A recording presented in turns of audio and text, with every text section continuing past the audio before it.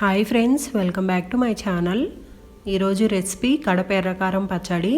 దీనికి కావాల్సిన పదార్థాలు: ఎండుమిరపకాయలు 12, ఆనియన్స్ 3, రుచికి సరిపడా ఉప్పు. ఎలా ప్రిపేర్ చేయాలో చూద్దాం. ముందుగా గిన్నెలో 12 ఎండుమిరపకాయలు వేసుకోవాలి. తర్వాత వేడి నీళ్ళు వేసుకొని 10 నుంచి 15 నిమిషాలు నానబెట్టుకోవాలి. తర్వాత వీటిని మిక్సీ జార్లో వేసుకోవాలి.